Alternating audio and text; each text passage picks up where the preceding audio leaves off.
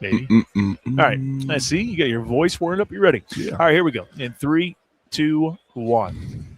We continue our coverage from Radio Row in San Francisco. I'm Pat Strathman. Pleased to be joined by a guy who has played in the NFL for quite some time, a guy who was a part of so many NFL organizations. Josh Johnson joining us here on the show. Josh, welcome. You were telling me this is your first time at Radio Row, so Yes. how does it feel to be here in San Francisco at Radio Row talking to so many people? It's different. It's like a madhouse in here, and they said this is light day, so I couldn't It even is a imagine. light day. I can't even imagine what it's gonna look like the rest of the week. I'll probably be overwhelmed, but it's been cool. It's been cool to get out. They've been encouraging me to share my story a little bit more on platforms and stuff. So to be able to get out here and do it today was awesome. Meet some new people, new faces that I've never met, but also seeing a lot of familiar faces as well. So I've been enjoying it. So thanks for having me. Yeah, absolutely. What about this game in particular?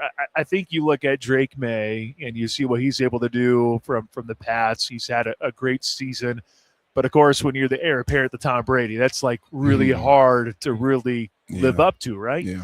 And then there's Sam Darnold, who started off really at the bottom. He's with the Jets, goes Carolina, and then you see him reinvent himself in some ways, going to Minnesota, and now he's with Seattle, getting a chance to play for a Super Bowl. I would imagine for someone in your shoes who's played for so many organizations, seeing that type of story probably relates quite a bit, no?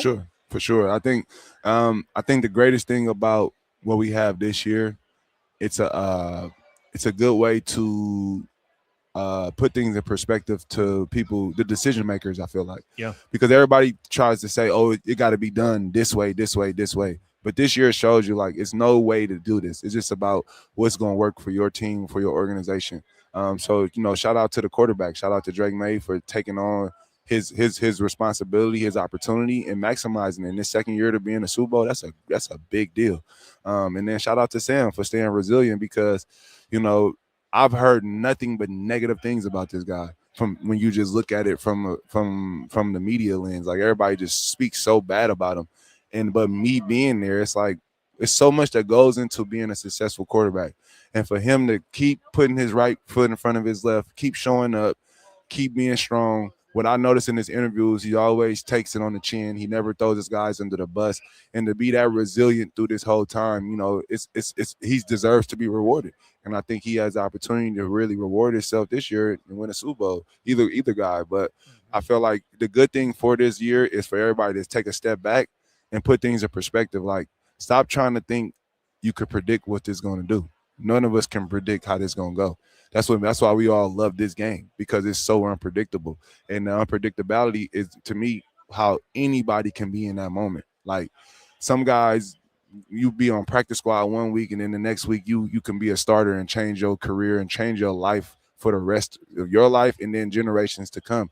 And I think as long as you focus on that, I think you'll be fine. And I see more players doing that now, and I think it's good for the outside world to now be able to sit back and say, let's stop thinking we know everything, and let's just enjoy the game for what it is, which is great football. That's a good way to look at it. And see, for us being in the Midwest, you gotten so used to Patrick Mahomes being in the Super Bowl. The fact that you see Sam Darnold and Drake May, I mean, to you those guys are really good. But, of course, we get all caught up in Josh Allen, Patrick Mahomes, Lamar Jackson, and the list goes on and on and on.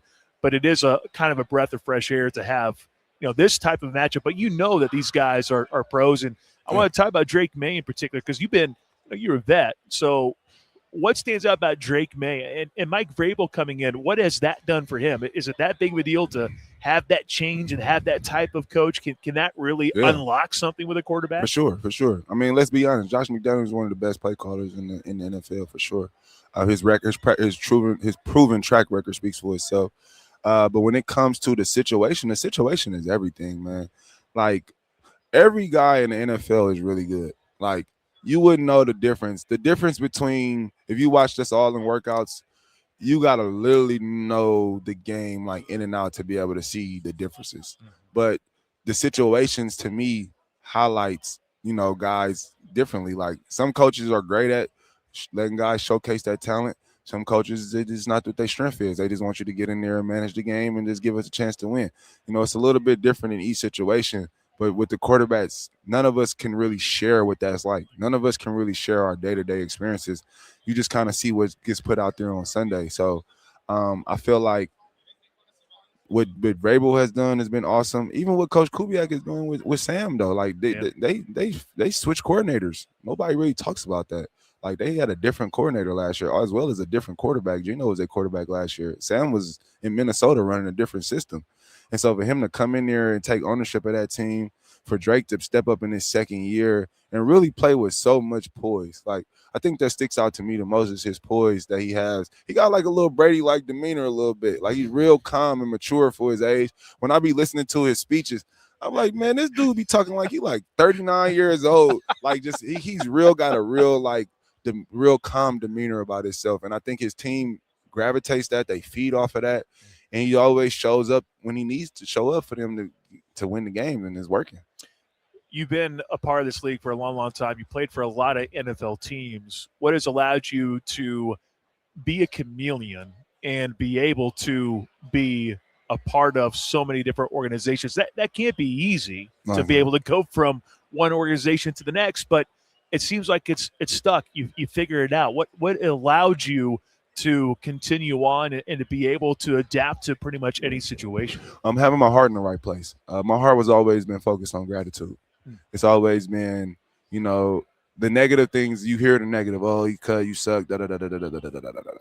But what's really happening is the opportunity is there, and with a mindset of gratitude, I always see that. Well, yeah, you got cut, but somebody else called your phone. Yeah, like, and then like now I'm at the point because I'm going in the year 19.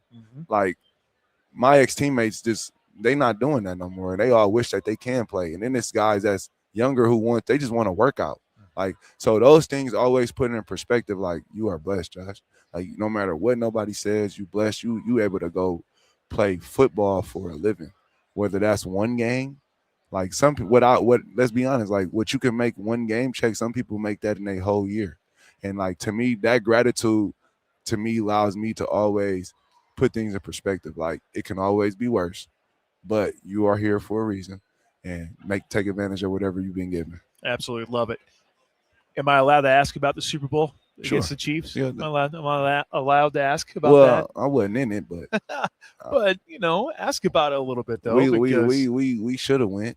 Ravens 2023, we should have been there. That hurt. Right. That hurt. Right. That loss hurt. Yeah, and that's what I wanted to ask a little bit. Just running into the Chiefs these last couple of years. Yeah. I mean, yes, of course, it's competitive.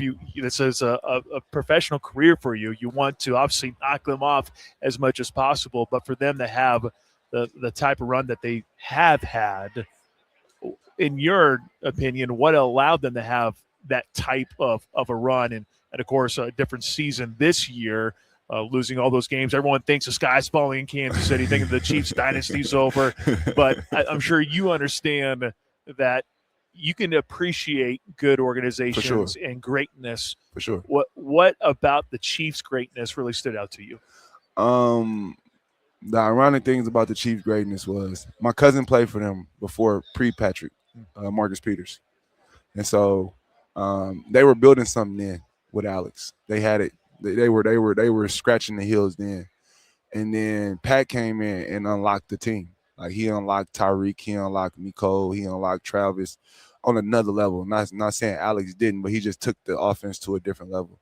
And then that was like the unstoppable version of the Chiefs. But then to see him evolve as a quarterback, like when they beat us in 2023, it was not flashy.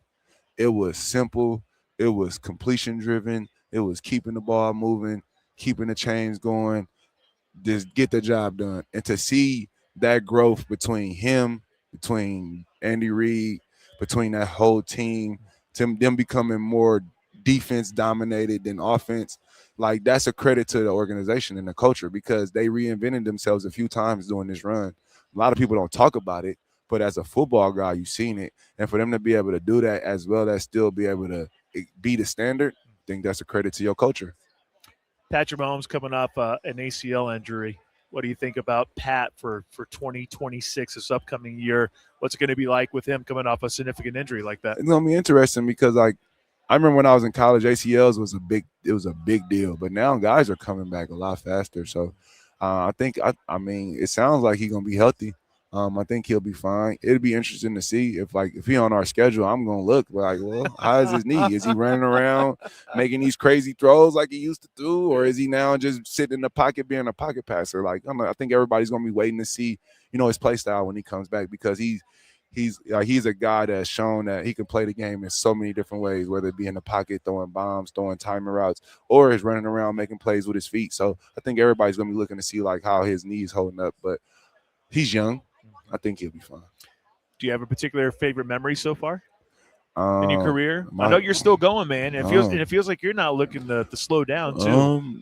Honestly, just being on the victory side, like my journey is unique because I've never been deemed a starting quarterback. I've always been a backup or a roster fighting for a roster guy. So to actually going in the game, not being prepared per se by like the off-season practice, by the training camp reps and all those different things, and then go out there and just get a victory like on a Sunday. Like it's one of the best feelings I've ever had in my life, and I've been able to do that with the Commanders and the Redskins, even though it's the same organization. But those are probably the greatest memories. Okay, right on. Fair enough. Yeah, I mean, with you, being in the NFL for so long and having the mentality of just staying ready. For sure. I mean, it can be a challenge, but I mean, you see what in Kansas City's case, there's Chad Henne who steps up and delivers, and when anytime Pat goes down, 2008 draft class. Shout out to Chad, my guy, representing for the draft class. Absolutely love it. All right, Josh. Well, hey, I'll let you get going. But who you got coming up on Sunday? Sunday, I'm a big Mike McDonald fan, so go Seahawks. I'm gonna say Seahawks. Okay, that's fair enough. Seahawks. Josh, a real pleasure. Keep grinding away, man. Seriously, to be part of the league for just a year is special. For sure. To do it as long as you have done it is pretty darn impressive. Thank you so much for your time. All right. Appreciate you having me.